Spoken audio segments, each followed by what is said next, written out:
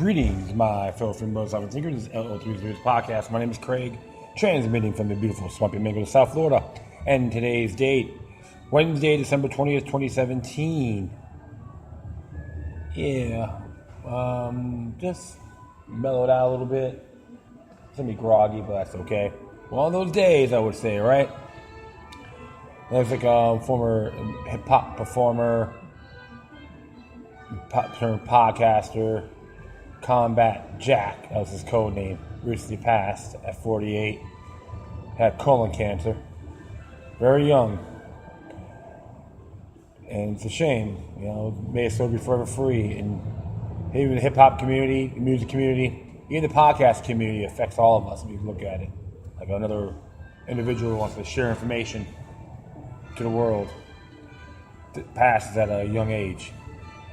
But whatever you do, my friends, like I said, please invest in your health and pay homage to the fallen ones, including Combat Jack. Well, I want to be talking a few things today. It's a little bit undecided, so I'm just going to wing it here.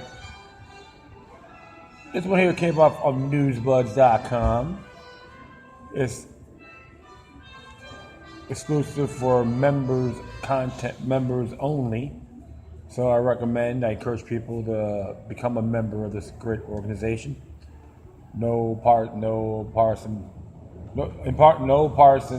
politics, no corporations, no sugar daddies, etc. Not owned by the banksters as well. And as I seen one about Abe Lincoln, very good. Kurt Newman did a fantastic job on that. And to be very sincere, when people think that Abraham Lincoln was a great hero, he was one tyrannical SOB. As far as I'm concerned, he makes Benedict Arnold the hero of the American Revolution. I hope all you Lincoln worshippers out there, if you get offended by it, do your homework and come back, we'll talk. So, we're going to do one here, Newsblood exclusive. It's titled Bad Company, Trump's Own Private CIA. Came out a couple of days ago. As it reads, President Trump is courting Bad Company. He's talking with Erik Prince, the founder of Blackwater, ex-CIA officer John R. McGuire, and Iran-Contra figure Oliver North in a bid to create his own private version of the Central Intelligence Agency. Yippee, yapping, yahooey. New World Order 101. Wow.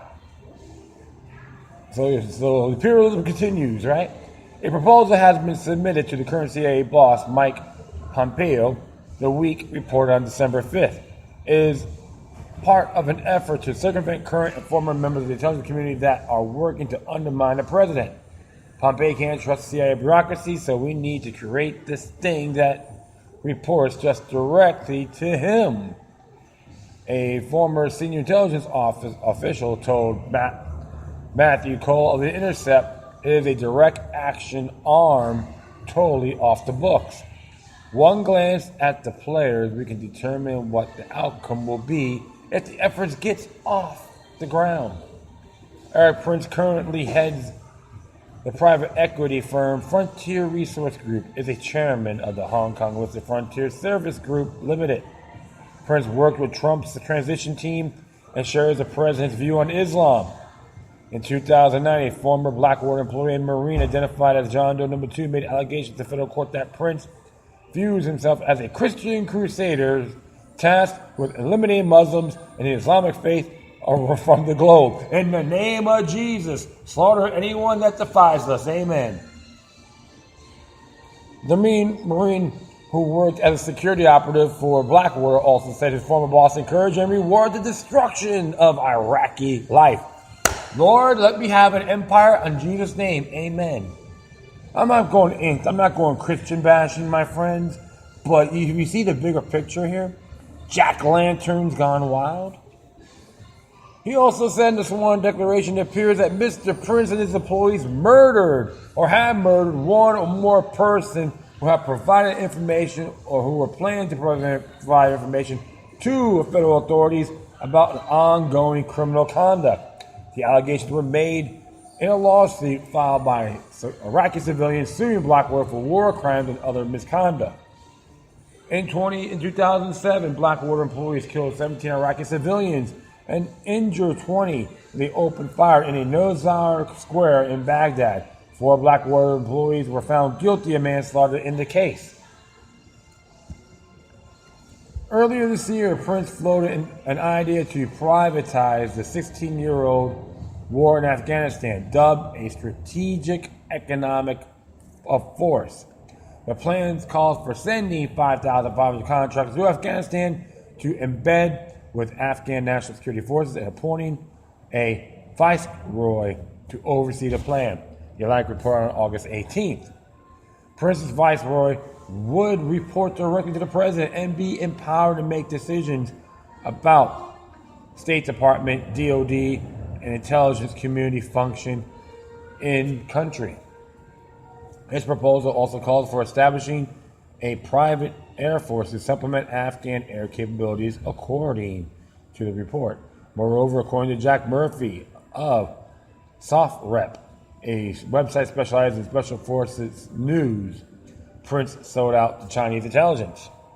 It now appears China's newest proxy soldier is Erik Prince, the former SEAL, the private military company CEO, and one CIA cutout. Murphy wrote in March, when the Chinese government absorbs Prince's knowledge, they will then strip the Western characteristics from it, including Prince himself, to create a uniquely Chinese approach to convert operations using specific techniques gleaned from Prince about intelligence and paramilitary operations. Murphy also claimed Prince laundered money through Chinese banks. If true, he writes, Prince can look forward to being gifted a Chinese passport and a permanent stay in Hong Kong, as he will never be setting foot in the United States again unless he strikes a considerable plea bargain with the Department of Justice. Prince's arrogance and contempt were on display during testimony before the Intelligence Committee in December. It was considered opinion that Prince possibly was the most arrogant jackass ever to appear before a congressional committee, a source told Charlie P. Pierce, writing for Esquire. John R. McGuire is a former CIA senior service case officer. He also worked with Trump transition team. McGuire is the vice president of the Amin Notor Group. According to his LinkedIn profile, McGuire has wide-ranging experience and success in Iraq, the Middle East, Arabian Gulf, and Africa, where global special operations security issues related to business development and emerging market challenges, international banking, and risk management and mitigation. Not to mention in his profile is McGuire's work with the Nicaraguan Contras, according to Michael Iskoff and David Korn. Hybris, the inside story of spin, scandal, and the selling of the Iraq War. McGuire ran guns to the paramilitary group, supported by the Reagan administration, also directed commandos to mine Nicaraguan ports as an act of war. He posed as an employee of Johnson Alper Motor Repair in La Union, El Salvador.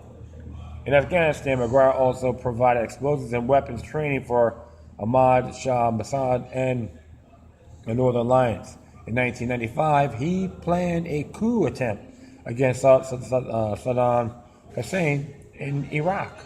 This proved to be a dismal failure, and Iraqis flying with McGuire and the CIA were killed along with their families. The Iran-Contra investigations resulted in more cautious CIA and the partial shutdown of covert and paramilitary operations during the Clinton administration. Disillusioned, McGuire went to the farm, the CIA's training camp in Virginia. Prior to the President George W. Bush Iraq invasion, McGuire came up with a plan to insert a small army of paramilitary officers underground in Iraq, penetrate Saddam's regime, recruit military leaders with buckets of cash, stir up internal dissent, bomb railroads and communication towers, and target key regime officials for assassination. The objective was to get Saddam Hussein to respond and thus provide a pretext for a full-scale U.S. invasion. We're doing things in this program that we haven't done since. Former CIA Director William Casey McGuire proudly admitted. As for the Iraqi dictator, he said, we want the fucker dead. That's what it says. We were willing to do anything to get Saddam. Oliver North's crimes are well known. As President Ronald Reagan's national security aide, he was largely responsible for planning and executing the illegal war against the Sandinista government in Nicaragua. 25,000 Nicaraguans were killed during the conflict.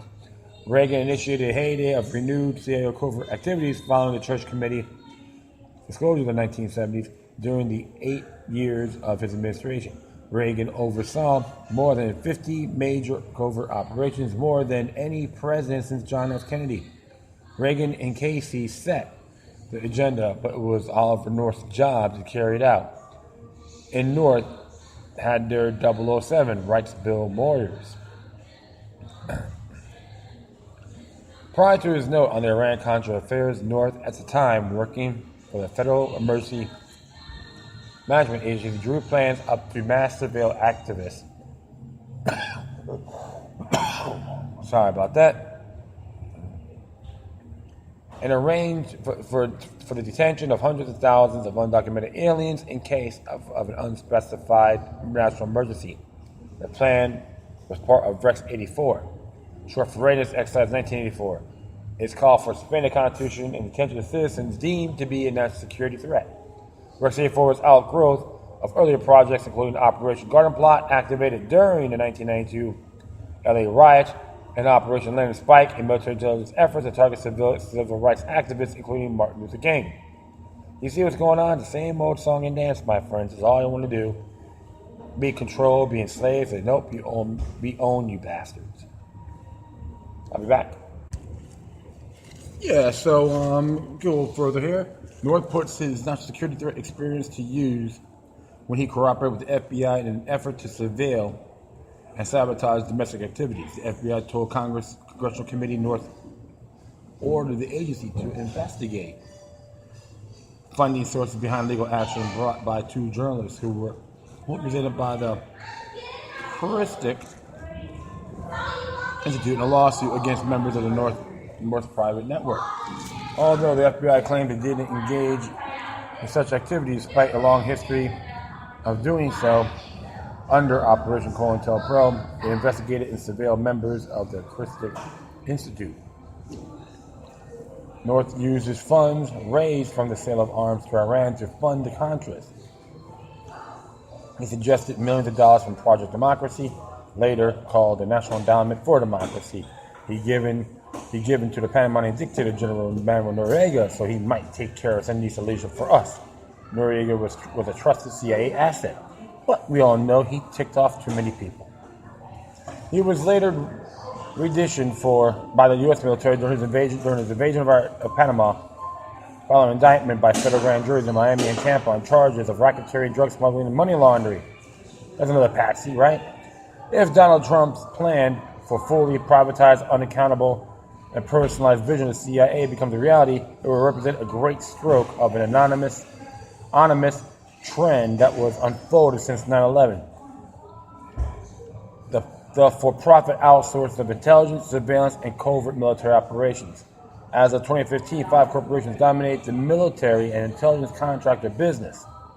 Lewis Booz Allen, CSRI, SAIC, and CACI. Other players include Northrop Grumman, Boeing, Raytheon, BAE, and Accenture, as well as smaller companies including Mantech International Corporation, Engility Corporation, L3 Communications, and PAE. Iran has worked its way to the top of Donald Trump's America's First Foreign Policy to-do list. UN Ambassador Nikki Haley recently show and tell with rocket wreckage is but the latest example of an effort to frame Iran. Throw her in the front, let's see how tough she is, right? Haley's comments were more telling about the nature of what the Trump administration is trying to do with such displays, writes Paul R. Pillar for Consortium News. She talked about going to great lengths to declassify evidence and said, as you know, we do not often declassify this type of military equipment recovered from these attacks. Further evidence will likely be forthcoming as the Trump administration continues its efforts to provoke a confrontation with Iran. CIA Director Pompeo is known for his intense animosity towards the Islamic Republic. In October, he declared Iran a pernicious empire that has expanded its power and influence across the Middle East, he added. Unlike ISIS, there's a mirage of caliphate. Iran is a powerful nation-state that remains the world's largest state sponsor of terrorism. The Islamic Republic is Iran's version of what the caliphate ought to look like under the control of an Ayatollah and his Praetorian Guard, the IRGC. Oh man, look at these New Order parasites, right? Absolutely. It just makes me laugh so hard. Trying to use the same old garbage over and over and over again. But there's the word called exceptionalism. We can do it, but they can't. Exceptional. I don't want to digress it. Sorry about that. Finally, as preview of things to come, both the CIA and Trump's proposed subsidiary recall Pompeo's remarks delivered at the Foundation for Defense of Democracy, a neocon operation in October. He said, we've now laid out a strategy for how we're going to execute our strategy with incredible vigor. We're going to become a much more vicious agency, ensuring that we are delivering this work. We're going to go to the hardest places with some of the hardest people and of our organization to crush it. Thank Eric Prince, John McGuire, and Oliver North. Come on, folks. Lord, thank you for making my country into an empire. Amen. Please. And everyone's worried about the damn football games, whoever's kneeling on the floor, and not considered about what's going on with the United States. Your tax dollars funding this disgusting empire. Now they want to get it privatized. Yeah, so they're going to probably give them a little, secret war chest where some of our money may get sucked up to go into this mission or agenda, whatever you want to call it. To be very frank, it's nothing more than a sham. Fascism at its finest, according to this article. One thing for sure, my friends, Nikki Haley wants to go to Iran, throw that skank in the front line. Okay? I'm going to tell that to the president himself. He should go in the front line too if he supports going to attack Iran. Yes, like I said, I was never a big Trump worshiper. I'm very critical of his actions when there's merit. So one thing you gotta know for sure. Do we want it? I don't. Leave the people around alone. There's nothing wrong. I'm not saying the government's superior and fantastic. Not at all. However, we should stick our nose where we don't belong. George Washington said it the best about getting involved in foreign alliances. Foreign entanglements. Piss on the Abraham Lincoln's legacy. Support a republic, not an empire. Terminate the corporation that was enacted on the United States in 1871. All right. Speaking of Trump, this came out from the Daily Mail yesterday. This one's entitled, 3 recent free speech wins in court. Free tweets, owning words, and offensive trademarks. From the politically correct lies to government, enforcing silence, and even the same public opinion, free speech is under attack. But sometimes there's some good news coming out of the courts. Taking the case to the New York court system is a bit like flipping a coin. Still, it is encouraging to see pro-free speech rulings being handed down. Right to free tweets. Do Trump's tweets make you feel sad? Are you a public figure who has felt the wrath of Trump's Twitter account? Has the president's use of 140 characters negatively impacted your career or personal life? Cry me a river. An appeals court ruled that Trump cannot be sued for the nasty things he says on Twitter. The defamation suit by public relations specialist Cheryl Jacobus was dismissed in January by New York State Court Judge Barbara Jaffe, who said Trump's intemperate tweets were protected opinion even if they were intended to belittle and demean. A five-judge appeals court panel in Manhattan on Tuesday upheld the ruling. It found that Trump's statements about Jacobus were too vague, subjective, and lacking precise meaning to be defamatory, and that a reasonable person would find them to be opinion and not fact. Larry Flynt will agree on that. There you have it. No matter how far you go in life, know that you can always call people dummies and losers on Twitter. It is your right as an American. But seriously, people need to calm down with litigation over what people say about them. Are they really just so weak that words hurt them? Sad. You know what's funny? When someone called me a name on Facebook, I'll get mad, but I get inspired. Do my podcast, I got more energy to, boom, speak my mind.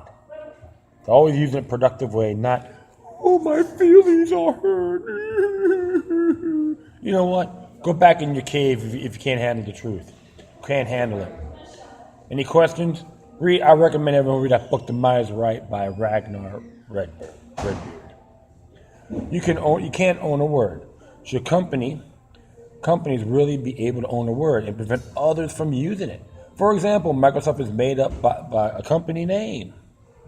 And it makes sense for them to own it.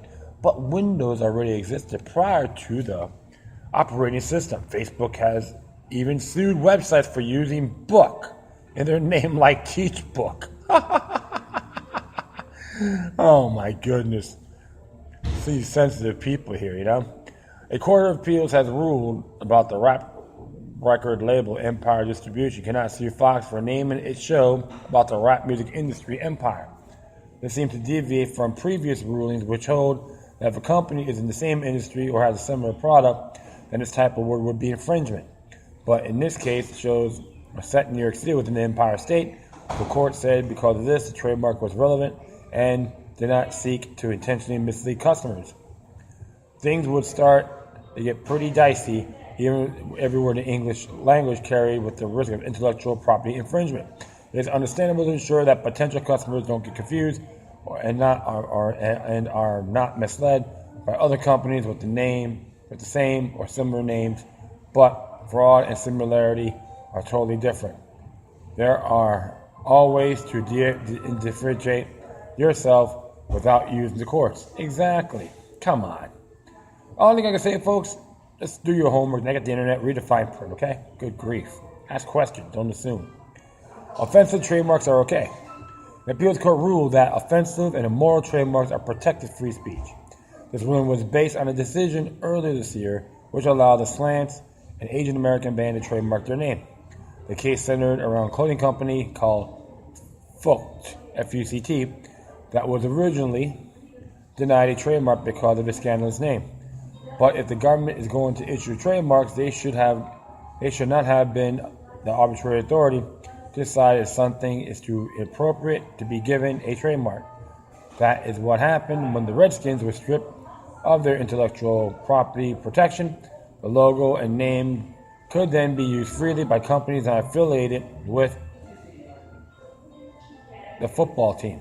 Again, there are probably better ways to protect your business uniqueness than relying on the courts. But while trademark law protects some companies, it should protect them all. Otherwise, those arbitrarily denied the trademarks are left at a disadvantage. But putting the trademark debate aside, this is a good thing for free speech. Taken along with the freedom to tweet, the courts affirmed that just because speech is distasteful or offensive does not mean it can be limited. We still need to keep an eye on hate speech and fake news efforts on the mainstream media. We're going to convince you that it's more important to stop hurtful words from being uttered than to protect freedom of speech. Exactly. Hey, freedom of speech is more important than your feelings, okay? Plain and simple. And I'm not going to censor myself to comfort your ignorance. All right? So I'm happy about it. Even though President Trump could be a knucklehead at times with some of his rhetoric. But you shouldn't be offended by it. You shouldn't cry. You gotta stop putting those tweets out. Who cares? Laugh at them.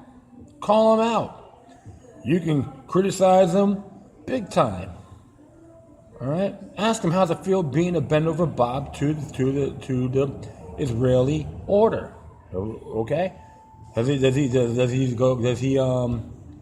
use knee pads to get respect by Israel? We can go on and on and on. How's it feel to be supporting the criminal elements of the one world order, buddy? Or to be the bankster's bitch? Would he likes that? Hey, he can deal with it. If you can dish it out, you better learn to receive. So, folks, you know what? Don't even sweat it. Laugh, have fun. But people get so angry when you write something to tweet on Twitter. You know, come on, please. I just get a good chuckle. There's days, my friend, always counter it back. That's all. That's all you gotta do. Tell them, hey, why are you pursuing the status quo? Why are you spreading your butt cheeks to the military-industrial complex? Those are examples. Throw that back at them, please. Even all the other idiots in Washington, D.C. that claim he's unfit to be president, and their track record really blows if you take time to read. Don't be fooled by the political parties. They're like jack-lanterns in heat, okay? That want to say, we're tyrants, but our parties we're the chosen ones. So you know what? Preserve free speech, whether if you like what the person said or not. Natural born rights has prevailed. Okay, I'll do one more here. A little bit short. Because Cali legalized weed, 500,000 convicts get a second chance at freedom. Rachel Belvin from freethoughtproject.com. Says here, nearly 500,000 people have been labeled as felons for possessing the plant, could see their cannabis convictions cleared in California. Well, 100,000 Americans had their lives ruined by cannabis convictions after they were labeled as felons and forced to spend years in prison. As many as 500,000 people could see their convictions cleared under a new provision in California. Recreational cannabis will become legal in California on January 1st, a report from the Washington Post. Know that as a result, the state will give anyone convicted for felony for cannabis the opportunity to have their criminal records cleared or the charges sharply reduced. So expect some paperwork and maybe some extra headaches. We'll just see how far this goes, right? This change in policy could have a significant effect on California's population, as records show that around 500,000 people were arrested for cannabis between 2006 and 2015. The Drug Policy Alliance noted that 500,000 arrests were spread out with thousands occurring each year, that Black Latino Californians are arrested for marijuana offenses at disproportionately high rates. Inesius Hernandez, a policy coordinator at the Drug Policy Alliance, told the Post that he believes as many as 1 million people also have reviewable convictions on their records. We work to help create a legalized and regulated process for legal marijuana, but we also want to make sure we could help some way, somehow, repair the damages of marijuana prohibition, he said. There's no secret that marijuana conviction is a blow to individual freedom. Even if you're lucky enough not to go to jail or have already gotten out, a drug conviction limits the ability for people to get a job, borrow money, or even find a place to live. This attack on freedom then leads to a function known as recidivism, which limits an individual's choices, thereby fostering an environment which will lead to that person ending up back in jail. Those at the top who keep the drug world going know about recidivism and actually foster it, which creates an endless cycle of victimless crimes to fund the prison industrial complex. Sadly, evidence of this tendency to foster recidivism appears to be built into the process of overturning convictions. While individuals with cannabis convictions not have the option to present their case in court and to receive decisions under the state's current cannabis law, the Post noted that many of those with low incomes either do not have the time or the means to commute to court, or they are unaware that they are eligible, as the state has put little effort into communicating the change in policy. California is not alone.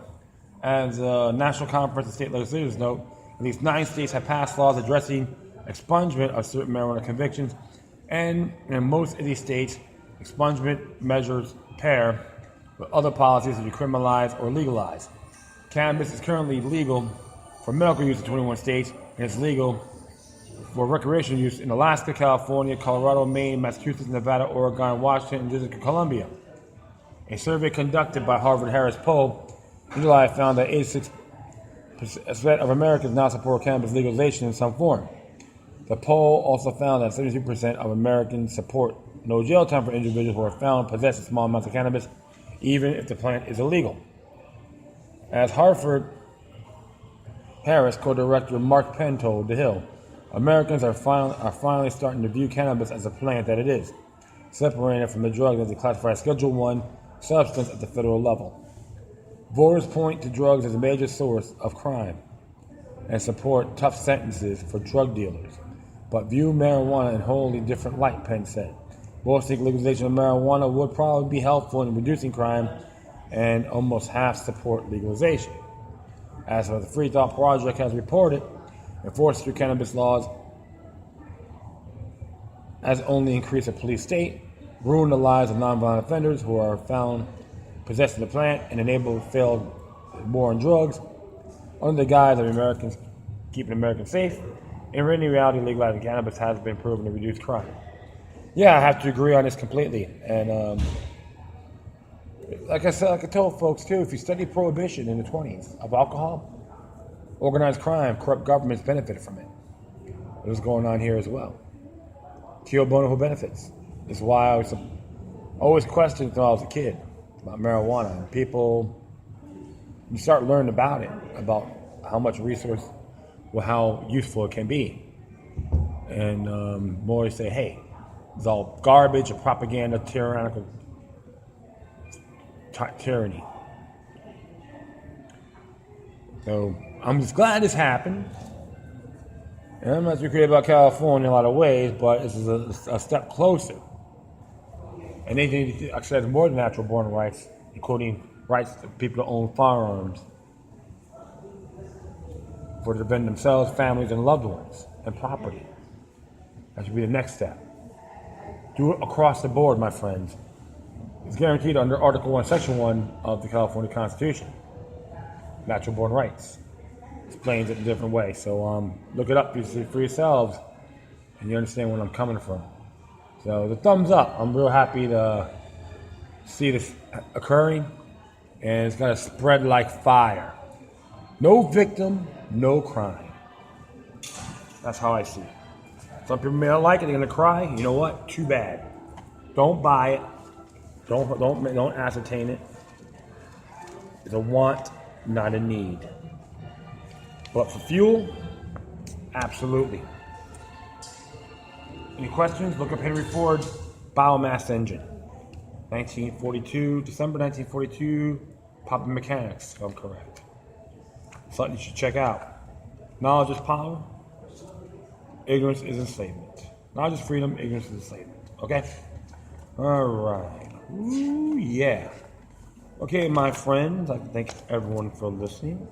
Plus, feel free to download and share throughout your social media networks. If you have any questions, comments, or you're something that's interesting you may want to check out, whatever you do, please address your correspondence with decorum, which many of you have, even ones that may not like certain episodes. I appreciate your views. All right?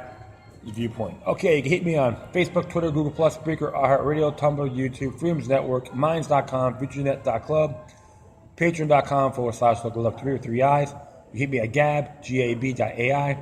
Scene.life has been an issue right now, and I don't know what's going on with them. Hopefully I get that thing, hopefully it can be reactivated as soon as possible.